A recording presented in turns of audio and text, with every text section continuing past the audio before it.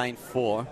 Next to her will be Brooke Somerfield, then Livy Wilson, Rosie Elliott, 200-metre record holder from just a couple of weeks ago, and then Anna Percy, who's been focusing more on the hurdles, but definitely has some wheels in the 100 metres. But what can Zoe Hobbs do? Can Periera stay with her? What about Livy Wilson? PB'd in the heats. Here we are. We're away.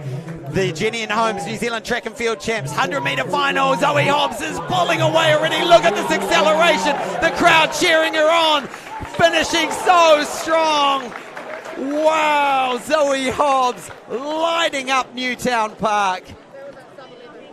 Absolutely electric out of the blocks. Pulled away from a quality field. Now, unfortunately, behind her, Livy Wilson has pulled up with some sort of a strain mid-race.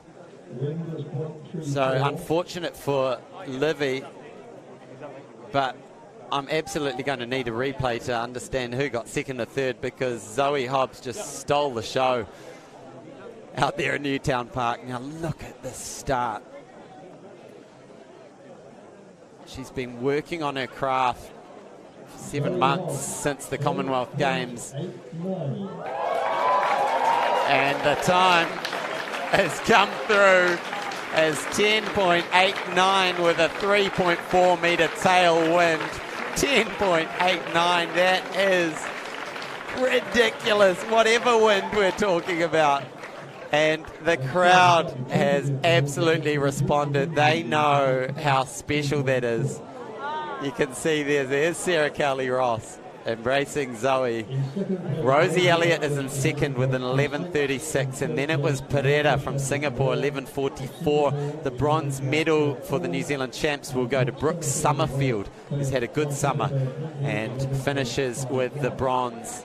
Fortunately for Livy, she pulled up. You can see that just mid-race. Look at Zoe. Her top-end speed has been a revelation this year, and we're only talking 2 races, this one and this morning's one. But her ability to accelerate and keep accelerating is something we haven't seen from Zoe. And first time under 11 seconds in any conditions. You can see how happy she is. So Zoe Hobbs, she's another national champion. We're going to cross to Sarah Cowley-Ross to find out how much that meant to her. Well, 10.89, can you believe it? Zoe Hobbs. I can't believe it either. What the heck?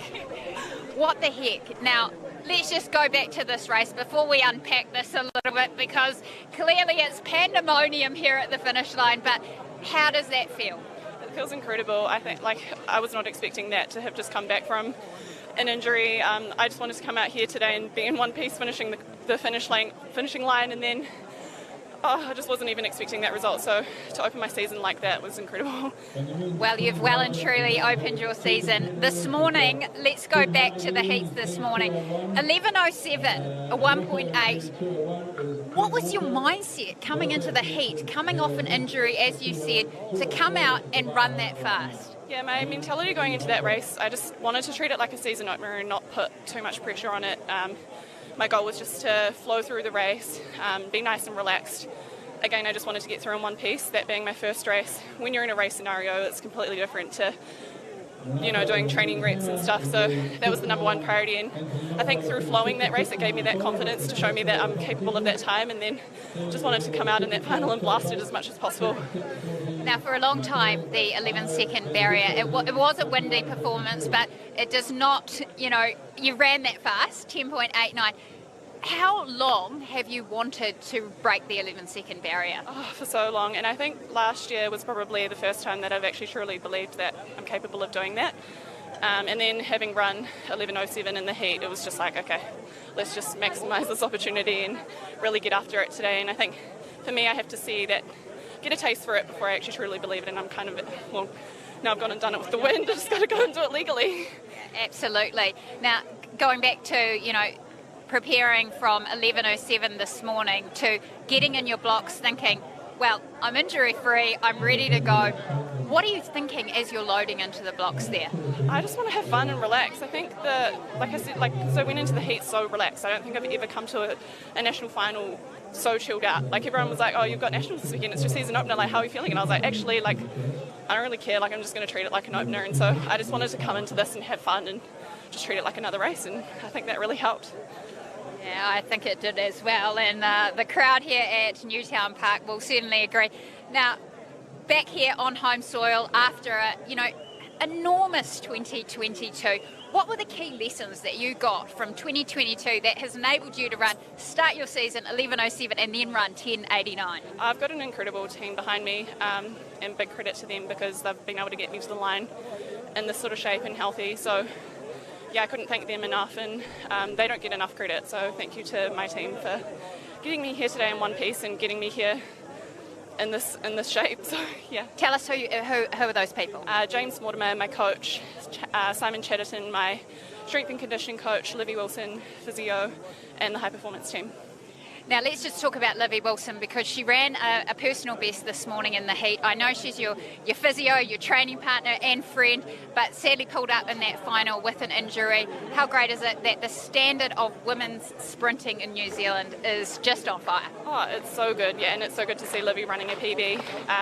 Unfortunately, all season she's had headwinds, and as we know as sprinters, that's not overly favourable, so to come out here and finally have good conditions, it just shows what sort of shape she's in as well. And then Rosie and Georgia in the 200 breaking records. It's so good to see, and it really elevates all of us. And the thing that I really like is that those girls were so happy for you to have run that fast. Now, you've got some family here today.